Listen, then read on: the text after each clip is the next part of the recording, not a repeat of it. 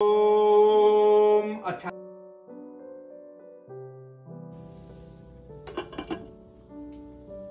নমস্কার, আমি Susmita. Creative simple লাইফস্টাইলে আপনাদের সকলকে স্বাগত জানাই। আজ শনিবার আর আজকে একটা নতুন ব্লগ শুরু করতে যাচ্ছি। আশা করি আপনাদের ভালো লাগবে। শীতকালে এরকম মনমরা ওয়েদার থাকতে থাকতে এখন অনেকটা অভ্যস্ত হয়ে পড়েছে। তবে আর কিছুদিন পরেই তো চলে আসছে আমাদের এখানে বসন্ত। চলে এসেছে প্রায়। আকাশে বাতাসে তার প্রমাণ। কি সুন্দর চারিদিকে ফুল ফুটে আছে দেখুন। ফুলের পাতাগুলো সব ঝরে পড়ছে জানেন। এখানে অদ্ভুত, আগে গাছগুলোতে ফুল হয়, তারপর সেগুলো যখন ঝরে যায় তারপর সব পাতা হয়ে যায়। আমরা যখন প্রথম এসেছিলাম তখন তো এখানটা পুরো গাছে পাতাই ছিল। ফুল তো এখন দেখে এত মনটা ভরে গেছে। বাড়ির একদম দোরগোড়ায় এই সুন্দর গাছটা। তাই যখনই ইচ্ছে হয়, যখনই মন মরা থাকে, তখনই গাছটাকে দেখি। আজ যেহেতু শনিবার, তাই আজকে একটু স্পেশাল কিছু বানাচ্ছি ব্রেকফাস্টে। আজ একটু অমলেট করব। সব রকমের সবজি দিয়ে একটু অমলেট, একটু গাজর কুচি, বাঁধাকপি কুচি আর একটু মাশরুম কুচি দিয়ে অমলেটটা বানাবো। ভেবেছিলাম স্যান্ডউইচ করব, কিন্তু স্যান্ডউইচ করতে গিয়ে দেখি পাউরুটিই নেই। তো আর কি করা, স্যান্ডউইচ কখন করতেই পারবো না, তো অন্তত অমলেটটাকে খাই। তো এই রকমভাবে অমলেট একটু ভারী করে করছি, বেশ ভালোই লাগে খেতে। অল্প একটুখানি পেঁয়াজ গুঁড়ো, আদা রসুন গুঁড়ো এগুলো দিয়েছি, আর একটু গোলমরিচ দিয়ে দিচ্ছি। আমি সবসময় বাড়িতে পেঁয়াজ রসুন আদার একটা গুঁড়ো রাখি। আসলে এই গুঁড়োগুলো না যখন তখন যেমন খুশিভাবে ইউজ করা যায়। হয়তো বাটা নেই, পেঁয়াজ রসুনের আটার বাটা নেই, তো এই গুঁড়োগুলো দিয়েই এত সুন্দর ফ্লেভারে একটা তৈরি হয়ে যায়, দরকারই হয় না আর বাটার। তো যাই হোক, অল্প একটুখানি চিজও দিয়ে দিয়েছি।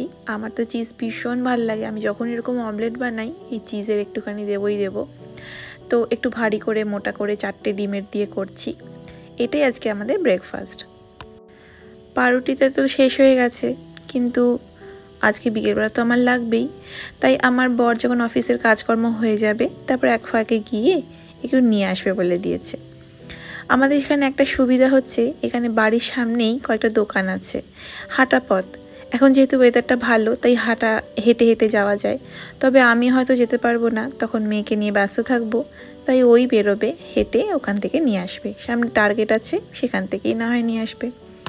আমাদের ব্রেকফাস্টটা হয়ে গেছে। ছেলেটা আজকে ছুটি যেহেতু একটু দেরি করে উঠেছে, আর তাছাড়া ওর একটুখানি গলা ব্যথাও হয়েছে। তো যাই হোক, আজকে সেই জন্য একটু রেস্টের মধ্যে থাকুক। দেখছেন কি আনন্দ, এই সমস্ত ব্রেকফাস্ট খেতে ওর খুব ভাল লাগে।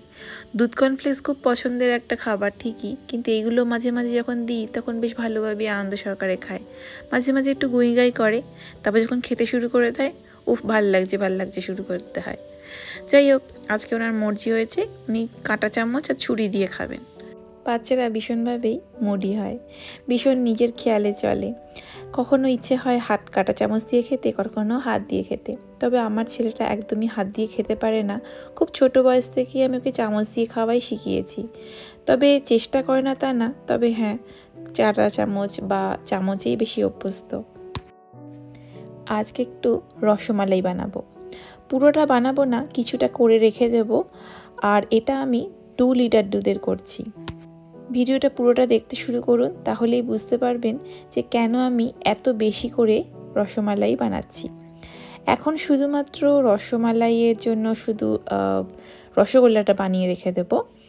কালকে হচ্ছে অ্যাকচুয়ালি প্রিপারেশনটা পুরোটা করব। তার কারণ কালকে আমাদের একটা নেমন্তন্ন বাড়ি আছে। যেই দিদিটার বাড়িতে আমরা কালকে যাব, সেই দিদিটা না, মানে কীভাবে মিট হয়েছে সেটা আমি আপনাদের পরে কোনো সময় বলবো। কিন্তু সেও আমাকে সেরমভাবে চেনে না, আমিও তাকে সেরমভাবে চিনি না। কিন্তু সে জানতে পেরেছিল যে অন্যান্য অনেকের বন্ধুর কাছ থেকেই জানেছে যে কিভাবে আমি মিষ্টি বানাই এবং আমার খুব ভালো লাগে। তো সেই জন্য আমাকে ও বলেছিল যে একটু বানিয়ে দিতে, ওদের বাড়িতে একটা পুজো হবে। তো সেই জন্য আমাকে রসমালাই বানাতে দিয়েছিল। মোটামুটি 40টা মতো রসগোল্লা বানাতে হবে। তো আমি এখনও মানে রসমালাই, এবার আমাদের রসমালাই বলতে আমাদের বাঙালিতে যেরকম ছোট ছোট রসমালাই হয়, ঠিক ওই রকম বানাতে হবে। তো আমি সেই জন্য বানাবো আজকে শুধু রসগোল্লাটা বানিয়ে রেখে দেবো আর মালাইটা বানিয়ে রেখে দেবো। কালকে বেরোনোর যেহেতু সকালবেলা যেতে হবে সেজন্য বেরোনোর আগে ভালোভাবে দুটো একসাথে মিক্সড করে একটুখানি ফুটিয়ে নিলেই হয়ে যাবে। বাসন প্রচুর থাকে, আমি ডিশওয়াশার যেহেতু ইউজ করি না, আমি হাতেই মেজে নিই। সবসময় যে ভালো লাগে তা না, অনেক যখন বাসন হয়ে যায় তখন না সত্যি আর ইচ্ছেই করে না। তো যাই হোক, আমি একটা জিনিস আপনাদের সাথে একটু শেয়ার করি। বাইরে দেখেছেন নিশ্চয়ই যে অনেক ফুল হয়েছে, এই ফুলগুলো একসাথে পাশের গাছটায় ছিল। এত সুন্দর গন্ধ না, এটা মোটামুটি হ্যাঁ 2 সপ্তাহ মতো আমাদের ঘরে এত সুন্দরভাবে গন্ধ ছিল। তবে এখন আর কোনো গন্ধ নেই, এবার ফেলে দিতে হবে। আর এখন একটা খুব বাচ্চাদের জিনিস, সেটা হচ্ছে আমরা তো জল কিনে খাই, তো বোতলের ঢাকনাগুলো না সব আমি জমাই। এটা আমার ছোটোবেলার একটা মানে বলতে পারেন মজার বিষয়। তো যাই হোক, আজকে আমি কী কী রান্না খাওয়া হবে সেটাই আপনাদের সাথে শেয়ার করছি। সব রান্না করা আছে, একটুখানি আছে, যেমন একটু মুড়িঘণ্ট আছে, একটু গাঠির ডাল আছে চিংড়ি মাছ দিয়ে, আর একটু চাটনি আছে, আমের চাটনি করেছিলাম সেটাও রয়েছে। ছুটির দিন হলেই বাড়িতে আমার হাজব্যান্ড যেহেতু চাটনি খেতে খুব ভালোবাসে, সেই জন্য চাটনিটা আমি ছুটির দিন দেখেই করি। আর একটু উচ্ছে, বেগুন, কুমড়ো আর পেঁয়াজ দিয়ে একটা ভাজা মতো করেছিলাম, সেটা রয়েছে। আর একটু ভাত বসিয়ে দিয়েছি, ভাতটা হয়েও গেছে মোটামুটি। তো আজকে সেরকমভাবে রান্নাবান্না কিছুই করবো না, সব আগে শেষ হবে তারপরেই সব হবে।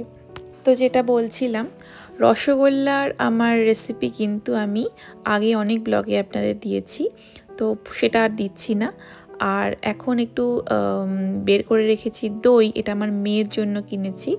এই দইগুলো না খুব সুন্দর খেতে, বড়রাও খেতে পারে। তো যাই হোক, আমি এখন রসগোল্লাটা যে কীভাবে বানাবো সেটা একটুখানি লিস্ট করে লিখে দিচ্ছি। আমি এরকম যখনই কিছু বানাই তখনই না আমি এরকম লিখে রেখে দিই, যাতে আমার পরবর্তীকালে আমার মনে থাকে বা এরকম কিছু। এপ্রিল মাস শুরু হয়ে গেলেই চারিদিকে নানারকমভাবে পরিষ্কার পরিচ্ছন্ন শুরু হয়ে যায়। চারিদিকে গাছ লাগানো হয়। এই যে দেখছেন কালো রঙের, এগুলো হচ্ছে কাঠের গুঁড়ো। অনেক সময় লাল রঙেরও পাওয়া যায়। এইগুলো গাছের চারপাশে লাগায়, তার কারণ জলগুলো ধরে রাখতে সাহায্য করে। আবার যখন একটুখানি কমে যাচ্ছে বা নষ্ট হয়ে যাচ্ছে গাছের এই মালচগুলো, তখন আবার নতুন করে লাগিয়ে দেয়। এপ্রিল মাস আসতে না আসতেই চারিদিকে এইভাবেই গাছ লাগানো শুরু হয়ে যায়। তারপর বড় বড় যে সমস্ত গাছগুলো আছে তার চারপাশে মালচ ফেলা হয়, তো সাজানো হয় পুরো দেশটাকে, যাকে বলে। মেয়েকে ঘুম পাড়িয়ে এখন একটা বড় কাজ, সেটা হচ্ছে ছানা মাখা। রসগোল্লা বানাবো, তো তাই জন্য ছানাটা এখন মাখবো। আমি রসগোল্লাটাকে না সবসময় টক দই দিয়ে কাটি। আর টক দই দিয়ে কাটলে কি হয়, অনেকটা পরিমাণটা একটু বেশিও হয় আর ভীষণ সফট হয়। আর এর সাথে আমি একটুখানি ঘি দিই, একটুখানি চিনি দিই। সব পরিমাণগুলো আমি আমার অন্য কোনো ব্লগে আছে, যেটা আপনারা দেখে নিতে পারেন। আর একটু ময়দা দিই, একটু কর্নফ্লাওয়ারও দেওয়া যায়, ময়দার বদলে অনেক সময় কর্নফ্লাওয়ারও দিই। আর একটুখানি সুজি দিই। তো সব গোল্লাগুলো পাকিয়ে ছোট ছোট গোল্লা করেছি বানিয়ে, এবার আমি এগুলোকে চিনির শিরাতে ঢেলে দিচ্ছি। চিনির শিরাটা না আমার অনেক দিন আগে করা ছিল, সেটা কিছুটা নিয়েছি আর নতুন কিছুটা। তো মেয়ে তো দুপুরবেলা খাবে এখন, তো ঘুম থেকে উঠেছে, এখন আমি ওকে খাইয়ে দিচ্ছি। টাইমটা একটু অন্যরকম হয়ে গেছে, আগে ঘুমিয়ে নিয়েছে, এখনও খাচ্ছে, খাওয়ার পর তো হয়তো আর ঘুমাবে না। যাই হোক, আমার মোটামুটি অনেকটা কাজই এগিয়ে গেছে। এবার রসগোল্লা বানাতে ছানাটা না বিশাল হয়ে গেছে, অনেকটা হয়ে গেছে। তো সেই জন্য আমি কিছুটা রসগোল্লা বানিয়ে রেখে দিচ্ছি। একদিন না একটু ভাবছিলাম বেক রসগোল্লা বানাবো, তো সেই বড় বড় করে রেখেছি। আর এই রসমালাইয়ের জন্য ছোট ছোট বলগুলো এখানে অনেকগুলো 40টা মতো করে রেখে দিয়েছি। 40টার একটু বেশি মনে হয় করেছিলাম, কারণ জানি তো না কতজন লোক হবে। আর এখন আমি একটু একটা স্যান্ডউইচের মতো চপ বানাচ্ছি। পাউরুটির মাঝখানে একটুখানি পাউরুটিটা কিনে এনেছে আমার বর মাঝখানে গিয়ে, সেটা তো আপনাদের বলাই হয়নি। তো যাই হোক, এবার সেটা আমার কাছে একটা বাঁধাকপি তরকারি ছিল, চিকেন দিয়ে করেছিলাম, সেটারই পুর দিয়ে এটা বানিয়েছি। আর আমাদের একটা বন্ধুদের বাড়িতে আমরা আজকে এসছি, সব মেয়েরা রয়েছি আমরা। আর যে যার মতো রান্না করে এনেছে, কেউ পাওভাজি করেছে যার বাড়িতে এসে, সে আবার আলুর দম আর একটু লুচি করেছিল। তো বলতে পারেন যে একটা মানে মেয়েদের একটা পটল্যাক হচ্ছে। একটু পরে অবশ্য আমাদের বড় বড় যে ছেলে, সবারই আমাদের ছেলেগুলো সব একই বয়সী এবং একই ক্লাসে পড়ে এবং একই স্কুল, তো সেই জন্য ওরা বাইরে তো খেলেই। তো আজকে এখন যেহেতু আমরা সব মায়েরা একসাথে হয়েছি, ওরাও সেই জন্য একটুখানি আমাদের সাথে জয়েন করেছে। ছেলে মেয়ে সংসার সামলাতে সামলাতে আমাদের মেয়েরা, যারা আমরা বাইরে সেরকমভাবে কাজ করি না, তাদের একটা তো নিজস্ব একটা সময় কাটাতে ইচ্ছে করে বলুন, তো সেটা প্রত্যেক মেয়েদেরই হওয়া উচিত।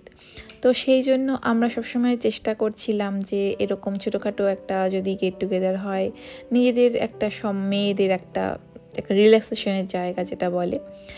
তো যাই হোক, সেই আজকে বিকেলবেলা আমরা 5টার সময় সব চলে গেছিলাম আমরা একটা বন্ধুর বাড়িতে, সবাই মিলে আনন্দ করলাম। আর আমাদের বন্ধু আমাদের এই একটুখানি আলুর দম পাঠিয়েও দিল। তো একটু পরোটা, ফ্রোজেন পরোটা ছিল, সেগুলোকে একটু ভেজে ছেলেকে আর ওর বাবাকে দিয়ে দিয়েছি। তো ছেলে তো একটু সস দিয়েই খেয়েছে, ও আর তরকারি চাইছিল না। রাত্রিবেলা ভাবলাম যে এই অবধি স্টপ, আমার আজকের দিনটা শেষ, কিন্তু ভাবলাম যে না, শেষটা একেবারেই করব না, একটা কাজ করি, রসমালাইয়ের মালাইটা বানিয়ে রেখে দিই। তো রসগোল্লাগুলো আমি জল ঝরানোর জন্য ছাঁকনিতে রেখে দিয়েছি, আর মালাইটাকে এখন বানাচ্ছি। কিছুই না, মালাইটা এখন শুধুমাত্র আমি একটু মানে টাইট হবে, মানে একটুখানি কী বলবো, ব্যাটারটা মানে দুধটা একটু ঘন হবে, সেই অবধি করব। কালকে সকালবেলা আমি পুরো ভালোভাবে একসাথে মিশিয়ে দেব। এখন শুধুমাত্র একটুখানি কনডেন্সড মিল্ক দিই, আর একটু গুঁড়ো দুধ দিয়েছি, একটু এলাচ গুঁড়ো, একটুখানি কেশর, এগুলো দিয়ে দুধটাকে একটুখানি ভালোভাবে ফুটিয়ে নিচ্ছি। কোন চকলেট? গলাটা পুরো গেছে তোর, তুই আবার আইসক্রিম খেতে চাইছিলি ওদের বাড়িতে। আমি কোনটা খেতে চাইছিলাম? খেয়েছিস তো কোনটা? শুধু কোনটাই তো দিলো, আমি তাকে বললাম। দেখ ওরা কি বলছিল, ওরা বলছিল কি আরে কিছু হবে না, দাও। একমাত্র দেখছিস মারাই বোঝে, দেখছিস মা বাবা এরাই কিন্তু সব সময় তোমার পাশে সব সময় থাকবে। একটা বয়সের পর থাকবে না, যখন তোমার বিয়ে হয়ে যাবে, কিন্তু তার আগে অবধি কিন্তু সব সময় মা বাবা থাকবে। ইস কি দশা। এই বাবা, তুমি যদি শো গিয়ে শুয়ে এটা কি হবে বলতো? কি হবে বাবা? ভেন্স গুলো কেটে যাবে, রক্ত ওখানে কালশিটে পড়েছে। স্যার সামটাইমস যদি ডক্টর ইনজেকশন দেয়, সামটাইমস দেখো তো ঘুম পায়নি, ঘুম পেয়েছে। তো একটু ওয়েট করে যাবি, আমার সাথে গল্প কর, আমি দিয়ে দিই। এই হয়, ছেলেটা না কিছুতেই আমাদের কাউকে মানে একা উনি ঘুমাবেন না, উনিকে কাউকে না কাউকে একজনকে থাকতে হবে ওর সাথে। তো যাই হোক, অনেক বুঝিয়ে সুঝিয়ে একটু পাঠিয়েছি। তো আর কিছু সেরকমভাবে কাজ করব না, এখন শুধু রসগোল্লাগুলোকে একটুখানি মালাইটার মধ্যে রেখে দেব, ঢাকা দিয়ে রেখে দিলাম, বাকি কাজ কালকে। তারপরে তো শোয়ার পালা, কিন্তু এই বাসনগুলো রয়েছে আবার রেখে দেব, তাই ভাবলাম দূর, বাসনগুলো মেজেই নিই। কাজের কি আর শেষ আছে? একটা কাজ শেষ হতে না হতে আরেকটা কাজ। চাকরি বাকরি না করলে কি হয়েছে, ঘরের যে এত ভয়ঙ্কর কাজগুলো থাকে যে কিছু বলার নেই। আজ অবশ্য পরের দিন হয়ে গেছে, আজকে রবিবার, বাইরে দেখছেন কি সুন্দর ঝলমলে ওয়েদার, আর এই গাছটা তো আরও সৌন্দর্য মাতিয়ে তুলেছে, চারিদিকটা অসাধারণ হয়ে আছে। আজ সকালবেলা আমরা এখন একটু পরে বেরোবো ওই দিদিটার বাড়িতে, যার বাড়িতে আজকে একটা সত্যনারায়ণ পুজো আছে। রসমালাইটা এবারে আমি বসিয়ে দেব। আর সকালবেলা সেরকমভাবে আমরা কিছু খাচ্ছি না, শুধু চা বিস্কুট খেয়ে নিয়েছি। বেরোনোর সময় মানে মোটামুটি 9টা এখন বেজে গেছে, চান ফান করবো আমরা বেরোতে বেরোতে মোটামুটি 11:30 হয়ে যাবে, কাছেই। এই শাড়িটা আমি এইবারে যে মা বাবার ওখানে গেছিলাম, মা আমাকে এটা গিফট করেছে। এই শাড়িটার মতনই হচ্ছে আমার বরেরও পাঞ্জাবিটা একই রকমই প্রিন্ট করা। কি সুন্দর না শাড়িটা, আমি এরকম শাড়ি কখনো খুব একটা পরিনি, তো খুব সুন্দর, খুব ভীষণ হালকা একটা শাড়ি, মানে ভীষণ পাতলা শাড়িটা। আর সে সাথে একটু পার্লের সেট পরবো। এই সেটটা আমি যখন দীঘাতে গেছিলাম তো তখন কিনেছিলাম, এটা অনেক বছর পর আমি বলতে পারেন পার্লের সেট পরছি। আর হাতে এই চুড়িগুলো যে ছিল সেই চুড়িগুলো পরে নিয়েছি, পরা হয়ে গেছে। কিছুটা মালাই আলাদা করে রেখে দিচ্ছি, ওই যে বললাম বেক রসগোল্লা বানাবো, এই মালাইটাই ওর মধ্যে দেবো বেক রসগোল্লা বানাতে। একটু ভালোভাবে ফুটিয়ে তারপর ওটাকে বেক করতে দিয়ে দেবো রসগোল্লাগুলো দিয়ে। তাই একটু আলাদা করে রেখে দিচ্ছি, এতটা হয়তো লাগবেও না। যাই হোক, মনটা খুব আনন্দ হচ্ছে এই ভেবে যে একটা নতুন পরিবেশে যাচ্ছি, যেখানে আমি কাউকে চিনি না, নতুন বন্ধু হবে সেখানে। মেয়ের জন্য কিছু জিনিসপত্র নিয়ে নিয়েছি। এই সময়টা খুবই মুশকিল সময়, কারণ এই সময়টা আমার মেয়ে ঘুমায়। তো ওখানে গিয়ে আমি কতক্ষণ কি থাকতে পারবো আমি কিচ্ছু জানি না, সেই জন্যই আমার একটু ভয়ও কাজ করছে। আবার ভাবছি যে ঠিক আছে, দেখা যাক। তো চলুন রসমালাইগুলো দেখিয়ে দিই যে কীরকম মানে ফিনিশিংটা হলো। ওপর দিয়ে একটুখানি কেশর, একটু বাদাম কুচি ছড়িয়ে দিয়েছি। মেয়েকে রেডি করা হয়ে গেছে। আজকে মহারানী ফ্রক পরেছেন, আর আমার বরমশাইকে দেখেছেন, দুজনে আমরা একই রকমের জামা কাপড় পরেছি, একই প্রিন্টের।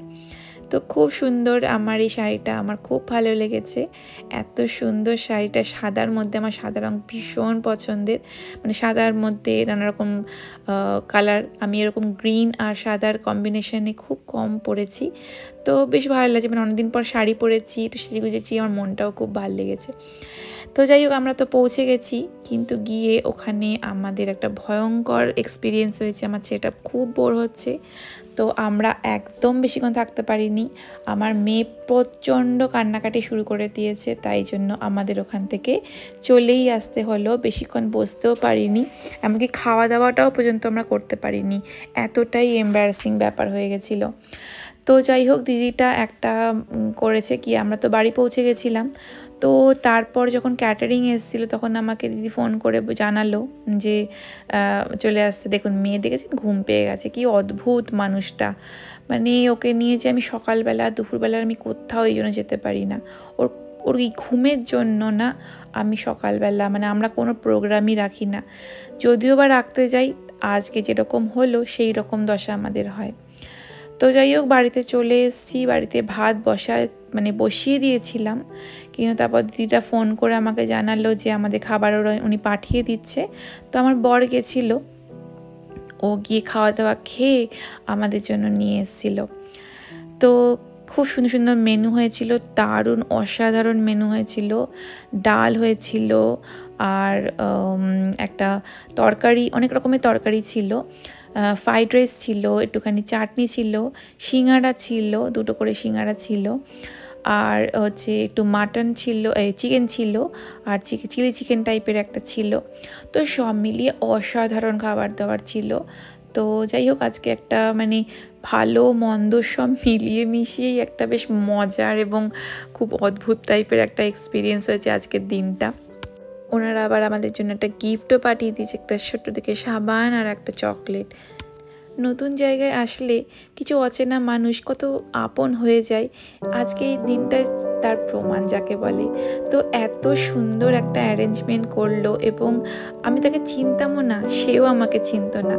তো যাই হোক, আজ একটা খুব সুন্দর এক্সপিরিয়েন্স হলো। মানে অচেনা মানুষরাও যে আমাদের এত কাছের হয়ে যেতে পারে, মানে বলার মতো না। তো যাই হোক, আজকের এই ভিডিওটা এখানেই শেষ করছি। আমার এই ভিডিওটা আপনাদের কেমন লেগেছে আশা করি আপনারা অবশ্যই জানাবেন। যদি ভালো লাগে ছোট দেখে একটা লাইক শেয়ার করে দেবেন, আর ভিডিওটাকে সাবস্ক্রাইব করবেন, যাতে যখনই আমি কোনো ভিডিও রাখবো আপনাদের কাছে সবার আগে পৌঁছায়। আপনারা সবাই খুব ভালো থাকবেন, সুস্থ থাকবেন, আর অবশ্যই অন্যদেরও সুস্থ থাকতে সাহায্য করবেন। নমস্কার।